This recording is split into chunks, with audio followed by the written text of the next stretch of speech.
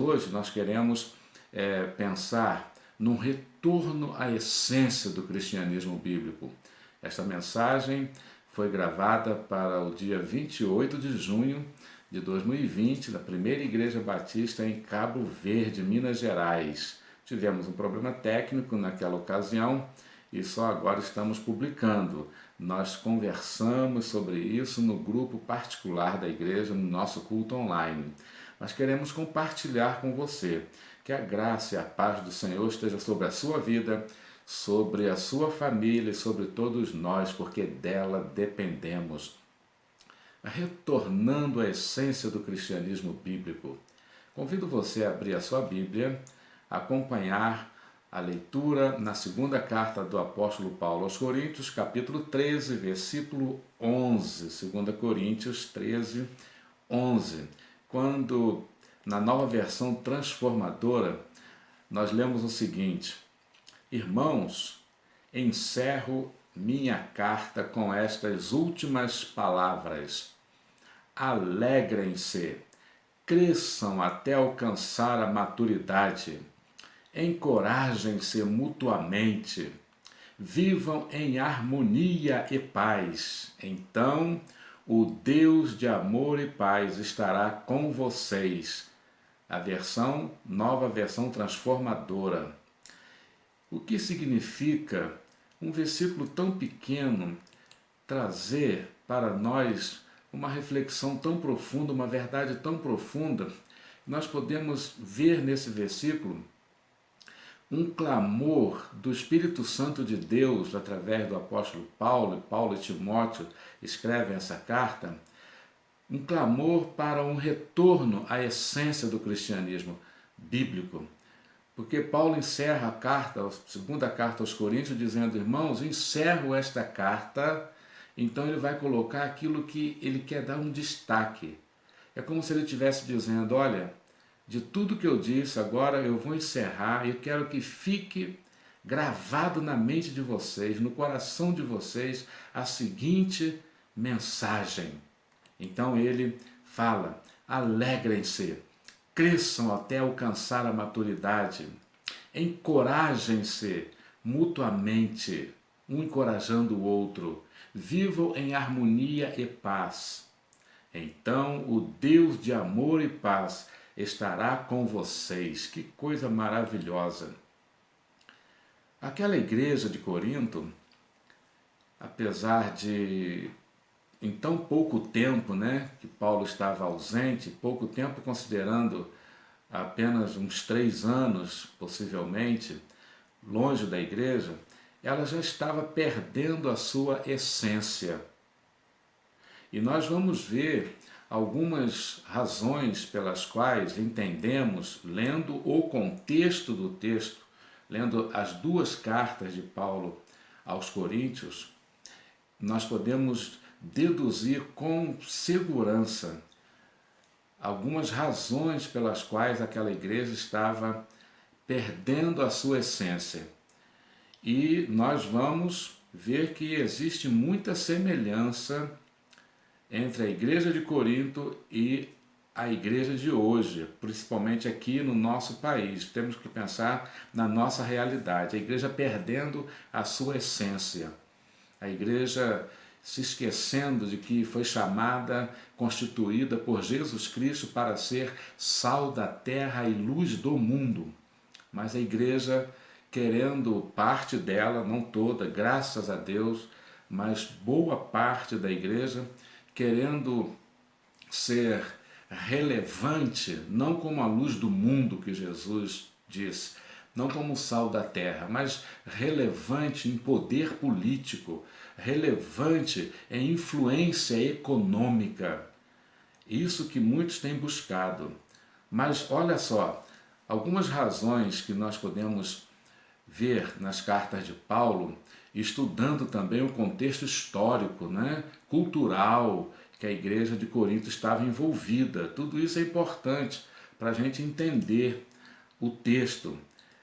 Vivia numa cidade cosmopolita, a igreja de Corinto. O que é uma cidade cosmopolita?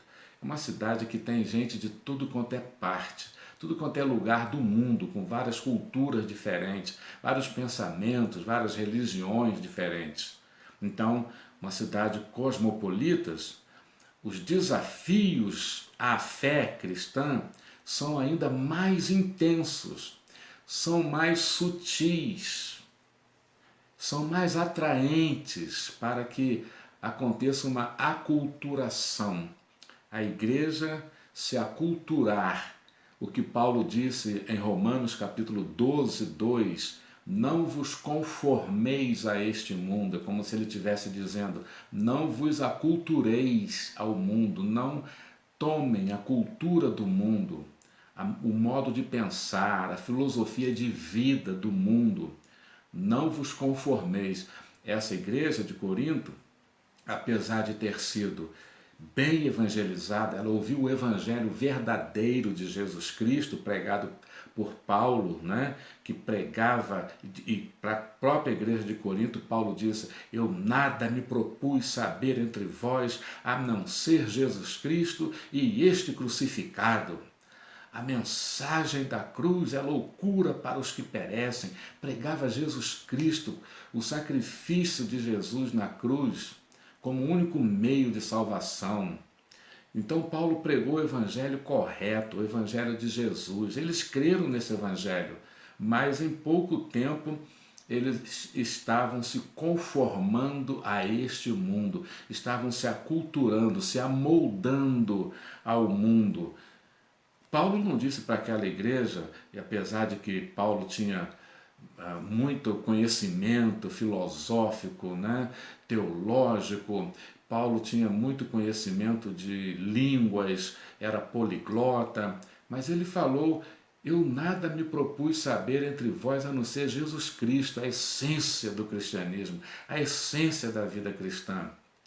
Mas aquela igreja se desviou, foi se desviando aos poucos daquilo que ela tinha ouvido, foi se esquecendo da mensagem do Evangelho, foi se esquecendo do cristianismo puro e simples, da base que é Jesus, e foi se desviando. Por isso Paulo escreve as duas cartas e usa até um pouco de dureza, né, com aquela igreja. E aquela igreja, ao se amoldar ao mundo, ao pegar a essência, a se esquecer da essência do cristianismo, né, e passar a viver o estilo de vida do mundo, ela passou a cultivar entre si, entre os seus membros, né, as pessoas que compunham aquela igreja, o egoísmo, porque é o que está no mundo, né? O egoísmo, o orgulho, a vaidade, a competição e talvez a pior coisa, pior característica, né? O relacionamento com Deus passa a ser mera religiosidade. E esta religiosidade é eclética, admite a mistura, é sincretista também, a mistura de muitas crenças, de muitas ideias, e a pessoa passa a viver uma religião ritualística, né? E passa a ter um relacionamento frio com Deus, Deus passa a ser distante, né? Não é aquele relacionamento de vida que Jesus veio trazer, né? Restaurar, nos reconciliar com Deus para termos vida e vida em abundância. Então, essa é a pior característica. Aquela igreja estava se deixando amoldar pelo mundo e estava vivendo mais uma religiosidade. A verdade é relativizada na cultura do mundo. Não tem princípios morais absolutos, não. É relativo, tudo é relativo. Isso é verdade para você, não precisa ser para mim. Não existe um padrão, não existe um absoluto. Então, essa é a cultura do mundo. E a Bíblia diz em 1 João 5,19, o mundo jaz no maligno.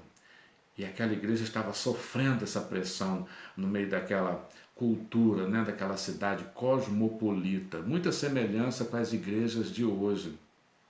O amor passa a ser passa a se resumir, aliás, em libertinagem egoísta. O amor passa a ser visto como uma permissão para a pessoa fazer tudo o que pensa na cabeça, tudo que deseja, tudo que quer, tudo em nome do amor. Ah, eu quero é ser feliz e ser feliz agora, do meu jeito, isso aqui é mais importante. Então, são características terríveis, né? E aquela igreja estava sendo influenciada de forma sutil por essas características, por essas razões. Nós vemos que aquela igreja estava perdendo a essência. Você consegue olhar para a igreja de hoje e ver também isso? Analise bem.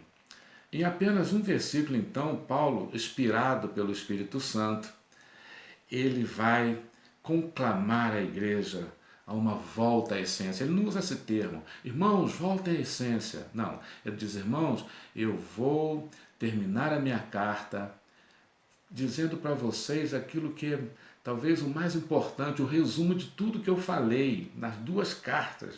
O resumo, a essência. Então ele vai recomendar.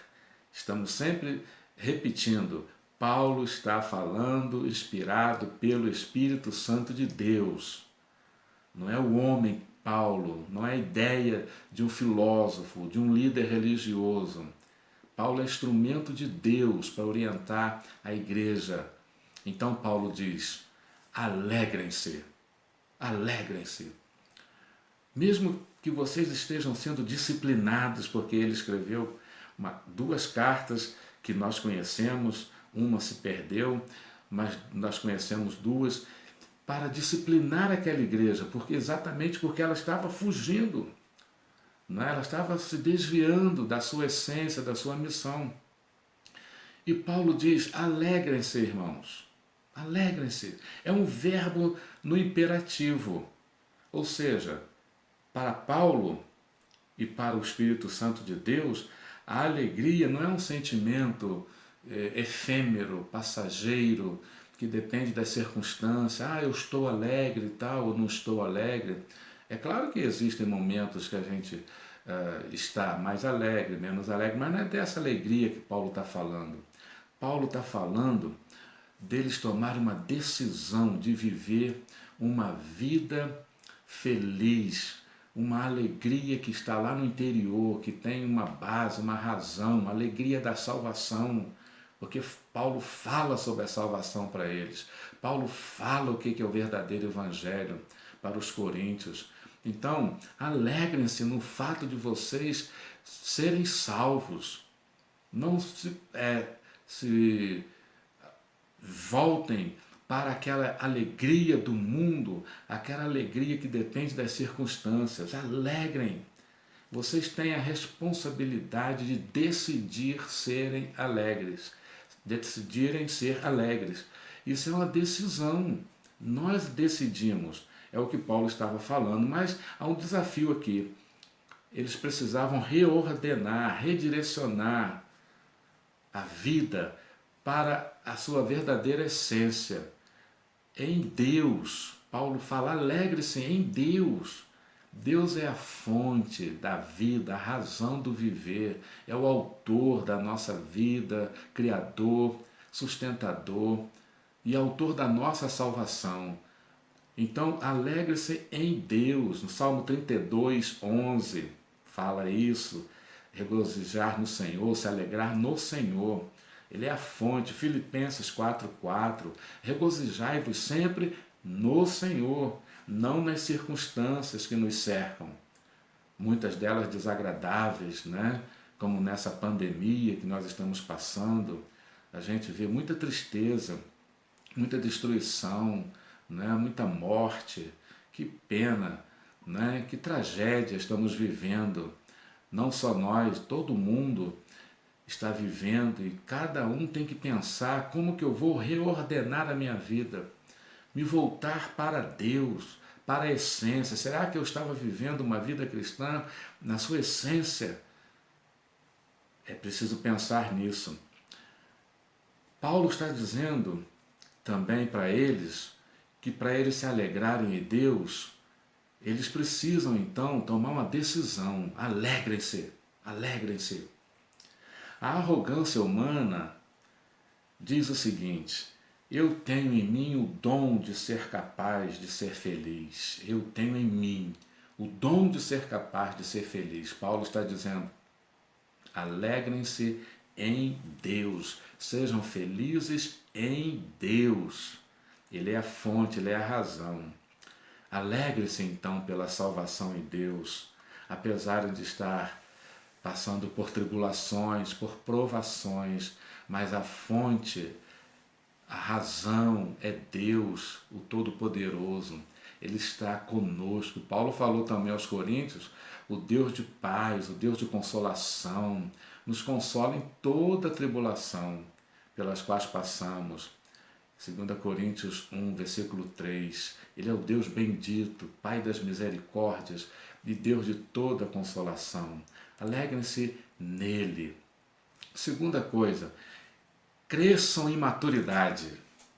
Crescimento em maturidade. Cresçam até a maturidade, sempre, constantemente. A maturidade cristã nos faz mais fortes na fé, conhecendo mais a Deus e fazendo a sua vontade, mais produtivos, mais frutíferos no reino de Deus, abençoadores de vidas, são os crentes lenitivos lá de Colossenses, final da carta de Colossenses, os crentes que consolam, os crentes que são apoiadores, os crentes que são frutíferos no reino de Deus, são os crentes mais realizados e felizes, porque estão vivendo na essência, estão vivendo em Deus, se alegrando em Deus. A vida está centrada em Deus. Então Paulo está falando: cresça em maturidade. A maturidade cristã nos faz conhecer melhor a Deus, conhecer a sua vontade e fazer a sua vontade. E assim somos realizados em Deus, felizes em Deus. Cresçam em maturidade.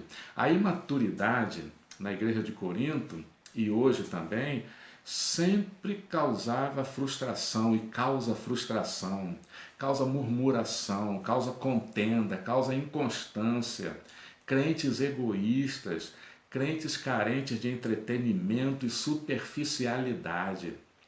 Por isso que você vê hoje muitos crentes que precisam de cultos shows, de entretenimento. Não estão buscando a verdadeira adoração. Muitas igrejas estão dando prioridade para templos suntuosos, para a influência política, para a influência econômica e crescimento numérico. Não que não seja importante crescimento numérico, claro que não, é importante, não estamos dizendo isso, mas a essência, Paulo está dizendo: cresçam em maturidade cristã. Cresçam em maturidade cristã. Isso é que faz a igreja ser uma igreja relevante. Tem muitas igrejas que estão crescendo, sim. São igrejas grandes, mas nanicas na fé, nanicas na relevância perante o mundo. Isso é uma tristeza.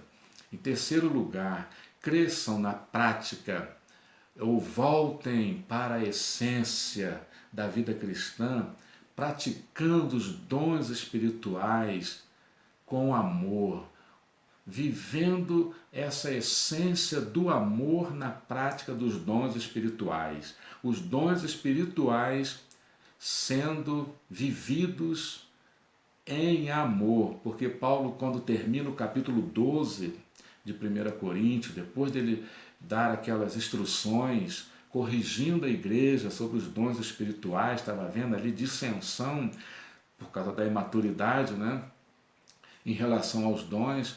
Então Paulo termina o capítulo 12 e diz assim: buscam os melhores dons, mas eu vou mostrar para vocês um caminho sobremodo excelente, incomparável.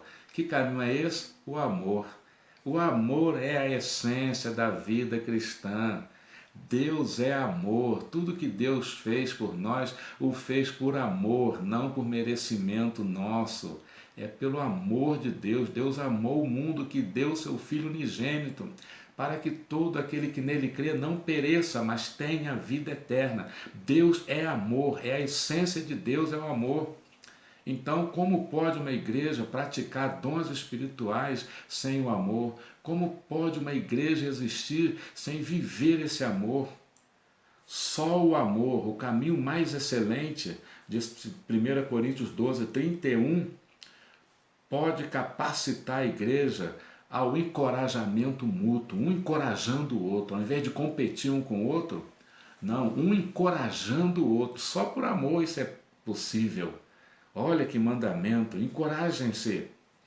Como caminho mais excelente, Paulo estava dizendo, é a essência na prática dos dons espirituais. Sem o amor, não adianta nem praticar os dons espirituais, porque eles foram dados para capacitar a igreja, para edificar a igreja, para uma igreja que estava crescendo, mas sem maturidade, e praticando os dons espirituais sem o amor, causando muita confusão, mau testemunho. O conselho de Deus, o clamor do coração de Deus foi sempre e será esse: voltem à essência. Voltem à essência. Para encerrar, pense no seguinte: vamos refletir. Retornando sempre à essência, eu peço licença para ler isso aqui. Retornando sempre à essência, a igreja exercita seus diferentes dons em diferentes pessoas, mas sempre em harmonia, como numa sinfonia, que apesar de diferentes notas musicais, produz uma doce e bela melodia, a melodia do perfeito amor de Deus, que transborda nas vidas que se doam, que se encorajam mutuamente, transformando seus cultos em verdadeiros encontros com o Deus de amor e paz. Que Paulo termina esse versículo da nossa mensagem de hoje, né? O Deus de amor e paz estará com vocês. Então, o culto se transforma em verdadeiro encontro com esse Deus de amor e paz, que tem sua presença garantida, onde ele é adorado em espírito e em verdade. Que Deus nos abençoe. Amém.